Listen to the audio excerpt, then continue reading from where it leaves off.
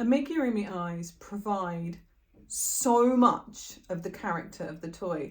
I actually don't think it can be overstated. You can make the cutest crochet toy in the world, and if you get the eyes wrong, the whole thing just doesn't come together in the same way. So today I'm going to talk to you about the different ways that you can do your eyes on your crochet toys. My big preference is safety eyes, but there are some other ways too, and there are ways that we can make safety eyes look even cooler, and there are a lot of different types of safety eyes to choose from, so I'm going to let you know how I pick the best eyes for my patterns. I really like safety eyes, and all the examples that I'm going to show you here are all toys that have safety eyes, but executed in slightly different ways. So let's dive right in. What's a safety eye? For you who don't know about safety eyes, here is my bag of safety eyes. They come from random craft shops and online. Some of them come from Amazon. I would say avoid the really cheap ones. They can be chipped and scratched and it ruins the look, especially if you don't notice until you've got it on, because they are a devil to get back off. I'm going to show you 3 different examples quickly. The first one is big safety eyes that have a clear back to them. So I use these either just totally without the backing on them so that they show through the colour of the animal beyond the pupil, or with these little backing plates, and they come with lots of different backing plates. I'm covering my face because it helps the camera to focus, and you slip the backing behind the eye like that onto there, and then you insert it into the toy. Now I've got a little circle to show you. This is closed, right? So we can't see the back at the moment, but assume this is unclosed and we're working on it. What you do is you take the screw backing and you turn it into the toy. Now to insert a safety eye, don't just push it in, rotate as you go, because it means that it distorts the stitch less. So if you put it in and then you decide that that is a shit position, then you can just move it to a different place. And that is how safety eye works. And then on the back of it, you have got these little plastic caps. And all you do, assume that that's stuck through the material of the toy, is you push that backing onto there. And then it requires a little bit of effort and you squeeze it nice and tightly. I'm not going to do that now because then I can't use the eye.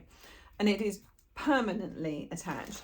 There are only 2 ways to get it off. One of them is to cut through the crochet material. The other one is to use some sort of secateurs or something similarly harsh or a very sharp knife and to literally cut through the plastic backing.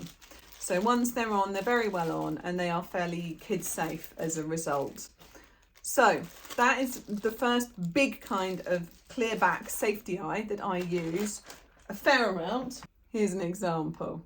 And what I really like about them is that they add to the character of the toy. So you can choose a colour that matches well with the colours that you've used for your toy. And this is quite muted greens and blues, right? And I've put a very bright sparkly green for the eye, so it makes it really stand out. And that's one of the ways that you can use the safety eyes, is to make these caricature eyes. So if I was doing a realistic seahorse, I would have much smaller eyes, because a real seahorse has quite little eyes actually. So what matters for it looking like a seahorse the most of all is to place it in the position on the head that it actually goes. You can expand the size of the eye and give it an iris as much as you like and still retain that look of seahorse. But if I put it in a more sort of human position or further up the head, then you're starting to lose the look of the actual animal. So big backinged eye. We've then got safety eyes that have no backing section at all, and they are just a dark circle, a dark raised pin, so just the same end, and that goes in. And a way to add character with these ones can be to use really small ones, and here's a really nice example of this. So cows actually have quite big eyes, but one of the things that is really characteristic of a Highland cow, which is what this is that their hair falls across their face. And in order to really accentuate that, I've made these much smaller than usual eyes peeking through. So again, it is a caricature, but in the other direction. And that is one of the really key things when you're thinking about eyes. You want the placement to be true to the animal, and then you can use size and colour to give it more character and more emphasis. Now the safety eyes come in a lot of different sizes, so this is exactly the same type, and in fact I think it even came in the same box, but a much larger size. And so what that's done is given this opossum a really nice whack of personality. So I wanted to go generally for realism, but it's very hard to keep cute when you do realism sometimes with toys.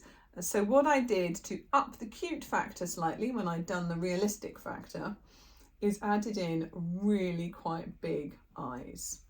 One of my major things with eye placement is that I don't attach it for quite some time. I make sure that I've placed both eyes, that I'm happy that they are level and in proportion to each other in terms of where they're placed on the face before I put those backings on. Never do one eye that you're happy with, put the backing on and go to the other one. And the main issue with this is that if you're working in a continuous round, these rows are not at exactly the same level. Okay, so a continuous round is like a very shallow helter-skelter, and as you go around the face, if you put them just X stitches to one side from the first one, they will not look level depending on the toy and what you've done with the rest of the round. In order to make them level, you need to put one through a particular stitch hole and the other one either through the stitch itself, or you need to shuffle and manipulate the body of the toy a little in order to line them up. So if you have a look at this little piggy here, it's a guinea pig. If you look very closely, you'll see that there is a very slight disparity between where those eyes are positioned. And that is because they've been stuck through the equivalent stitch of the round. Hello, Puppet. Just my cat, sorry. One of the things that I also do in positioning them is count. So I count the stitches to make sure that they're even on both sides. I also count up from the nose if it has a nose, and if not, I count up from the magic circle at the center in order to try and balance it. But as I said, do remember the stitches won't give you 100% perfect result for that, because when you're working in a continuous spiral, they're not exactly level. This is Oscar. Look at them big eyes, right? You can get safety eyes that have the pupils in the more characteristic sort of cat shape. Also, goats have really interesting pupil shapes, and that can really bring a pattern together by putting in an aspect that is much more like unique to that particular species. Finally, something I just wanted to quickly talk to you about was that you can use safety eyes and still make them look more of a part of it.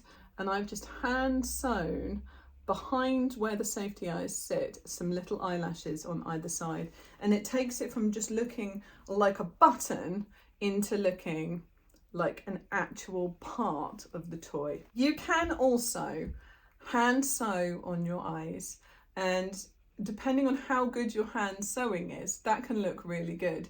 I'm never had a vast amount of success with hand sewing. The other thing you can do is use actual buttons. Obviously, just make sure that you've got two the same, and do remember that they are not as secure as safety eyes for little kids and fiddling with. So they're more of a decorative thing than the safety eyes.